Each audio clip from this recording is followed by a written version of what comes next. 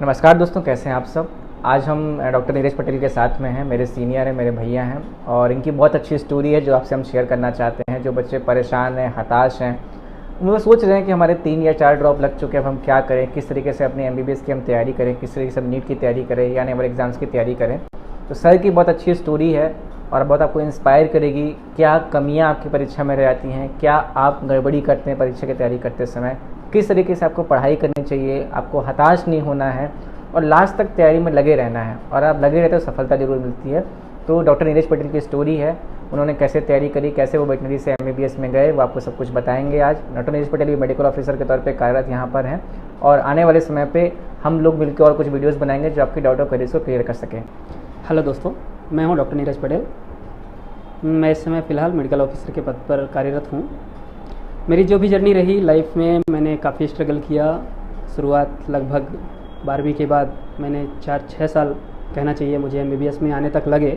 उसके पहले जो मेरी जर्नी थी, जैसे मैंने शुरुआत करी 12th के बाद प्रिपरेशन, मैंने शुरू से मन था कि आदमी डॉक्टर बनेगा और उसके लिए मैंने तैयारी रखी। लेकिन कुछ कारण थे जिसके वजह से हमें MBBS में दाखिला नहीं मिला और हमें वेटनरी में एडमिशन लेना पड़ा। मैंने वहाँ एडमिशन लिया, वेटनरी में मैंने पढ़ाई करी। उस बीच भी मन ऐसा रहा कि मन लगता है ना कि आपको एक बार आपने डिसाइड किया कि आपको डॉक्टर बनना है तो हमेशा से कहीं ना कहीं मन में रहता है कि आपको कुछ कमी रह गई जो आपको पूरी करनी चाहिए। तो मैंने अपने वेटनरी लाइफ के समय भी अपनी पढ़ाई जारी रखी। जो भी जितना भी समय मुझसे हो पाता था मैंने कोशिश की कि हम उसमें निकाल के MBBS के लिए तैयारी करें। सबसे ज़्यादा ज़रूरी है जब आप एक साथ कई चीज़ें करते हैं, जैसे हमने कॉलेज में एडमिशन लिया, आप वेटनरी की पढ़ाई कर रहे हैं और उसके साथ आप कुछ और करना चाहते हैं, तो सबसे ज़रूरी है कि आप टाइम मैनेजमेंट कैसे करते हैं। टाइम सबसे ज़्यादा प्रेशियस है और आपको मैनेज करना ही है। और हमने वही किया कि जैसे हमने अपने कॉलेज का जो भी शेड्यूल है आपको उसको पढ़ना है, साथ में ज़्यादा से ज़्यादा समय निकालना है। आपको अपना टाइम बर्बाद नहीं करना है।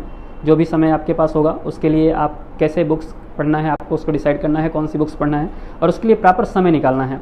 मैं सबसे ज़्यादा जैसे NCERT पे हमने फोकस किया, कहाँ भी जहाँ भी हमने जिससे भी डिस्कस किया, अपने बड़ों से हमने डिस्कस भी किया इस चीज़ में, जो अपने सीनियर हैं, गुरुजन हैं या कुछ कोचिंग संस्थानों से भी हमने ये चीज़ें राय ली कि क्या चीज़ें करना चाहिए। सबकी तरफ से एक कॉमन राय मिलती है कि आपको NCERT की पढ़ाई करनी है। तो सबसे ज़्यादा एम्फेसिस जो है आपको NCERT पे देना है, जो हमने भी दिया था। कुछ चीज़ें अपने आपको जो ध्यान रखनी है, जैसे कि हम जब तैयारी करते हैं तो सबसे पहला मुद्दा आता है कि हम कितने दिन में सफल हो जाएंगे और कितने दिन तक हमें तैयारी करनी पड़ेगी। अगर हम पहले से ये चीज़ें डिसाइड करके चलते हैं कि कितना समय हमें लगेगा और कितना जल्दी हम कर सकते हैं, तो शायद हम कुछ चीज़ें अपने आप को कैटेगराइज कर लेते हैं। आपको अपने आप पर भरोसा नहीं होता है, या तो अपनी तैयारी पर नहीं होता है कहीं ना कहीं, या आपको उस चीज़ पर भरोसा नहीं है जो आप करना चाहते हैं। तो पहली बात, आपको अपना 100% लगाना है। जिस काम के लिए आप जा रहे हैं उसके लिए 100% देना है। आपको उसके प्रति लापरवाही नहीं करनी है और ये आपका हो जाएगा। जैसे आप अपने प्रति ईमानदार रहेंगे तो आपका साथ आपका परिवार भी देगा, आपका पीयर ग्रुप जो है वो भी आपका साथ देगा, आपके टीचर्स, आपके सराउंडिंग जो भी आपके सही आपका भला सोचने वाले हैं वो सब आपका साथ देंगे। तो आपको हताश नहीं होना है कि कितना समय लगेगा, इसको सोचना ही नहीं है। बस अपनी तैयारी आप शुरू करिए और उसके लिए अपना 100% दीजिए। बस दीजिए, जितना आपको करना है कर दीजिए वो। बाकी मैंने तैयारी के समय अपने घर वालों को प्रॉपर जो मेरा मोटो था कि मैं ये करना चाहता हूँ, मैंने उनके समक्ष रखा और उन्होंने हमेशा मेरा साथ दिया। जबकि फैमिली कंडीशन इतनी अच्छी नहीं थी कि आप इतना कर सकते हैं। जैसे मुझे मेडिकल ज्वाइन करने में लगभग 12th के बाद 5 से 6 साल लग गए, जो कि एक बहुत बड़ा समय होता है। और मुझे नहीं लगता कि आप जितने 100 अगर व्यक्तियों को आप लें जो तैयारी करते हैं, उसमें से 10% लोग भी ऐसे हैं जो कि इतना समय दे पाते हैं। क्यों? एक्चुअल में एक तो बंदा खुद भी टूट जाता है और समाज परिवार हर कोई टूट जाता है कि अगर आप सच में ऐसा करना चाहते हैं तो शायद इतना समय नहीं मिलता। जो समय मुझे लगा वो मुझे भी आज लगता है कि थोड़ा ज़्यादा लगा, मैं और मेहनत करता, थोड़ा और जल्दी हो जाता।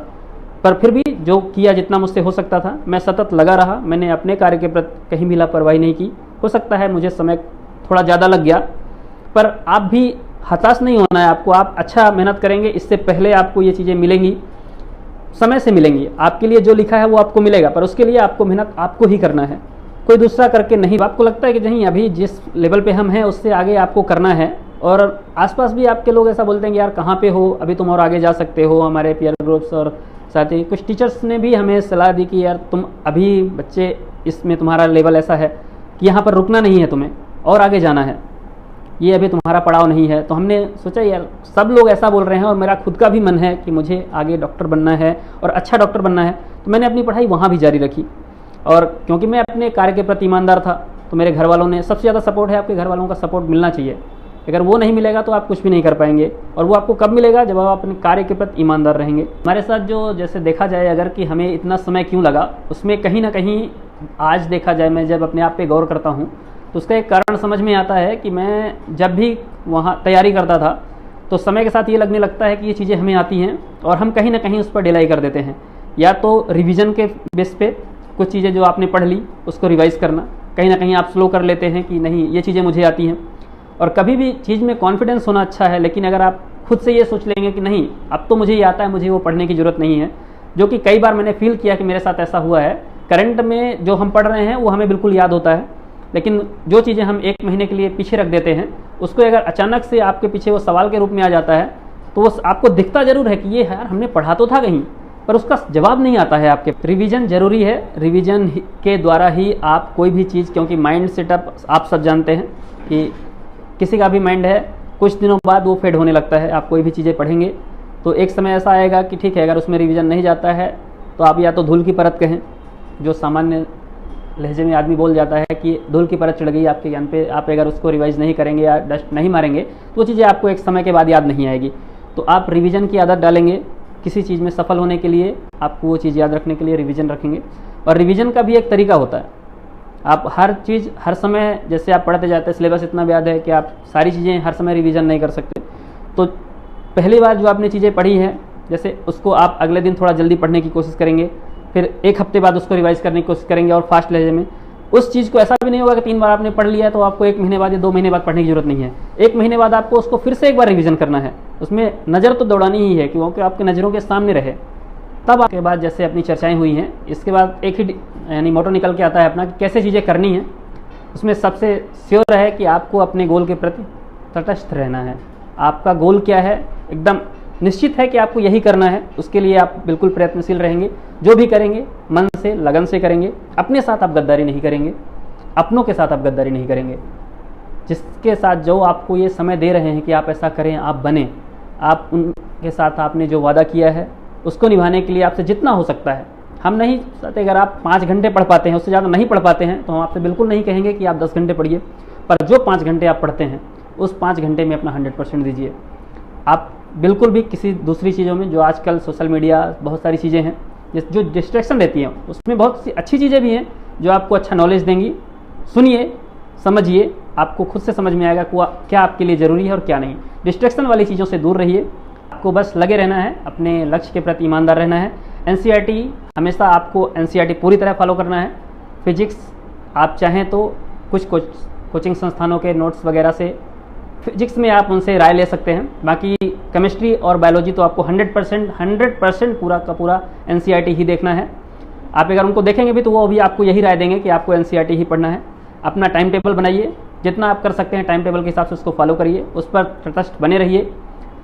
चीज़ें आपको कभी भी कहीं भी डाउट आता है, आप हमारे इस विवेक भाई के चैनल पे आप कमेंट के द्वारा पूछ भी सकते हैं। कोशिश करेंगे हम दोनों साथ में मिलकर, आपको जो हमसे हो सकेगा आपकी हम मदद करेंगे, आपको सॉल्यूशन देंगे, सजेशन देंगे। बहुत शुभकामनाएं आपके आने वाले एग्जाम्स के लिए, और कोशिश करेंगे अगर आपके कुछ कमेंट्स हैं जिन पर आपको कुछ सॉल्यूशन चाहिए या सजेशन चाहिए, हम अपना अगला वीडियो बनाएंगे, वीडियो के माध्यम से आपको उसका हम सॉल्यूशन देने की कोशिश करेंगे। बाकी आपकी कोई भी क्वेश्चन है या कोई भी क्वेरी है आप कमेंट बॉक्स में ज़रूर दीजिएगा। विवेक भाई के साथ मैं ज़रूर कोशिश करूँगा आपके सवालों का जवाब देने की। तक के लिए धन्यवाद।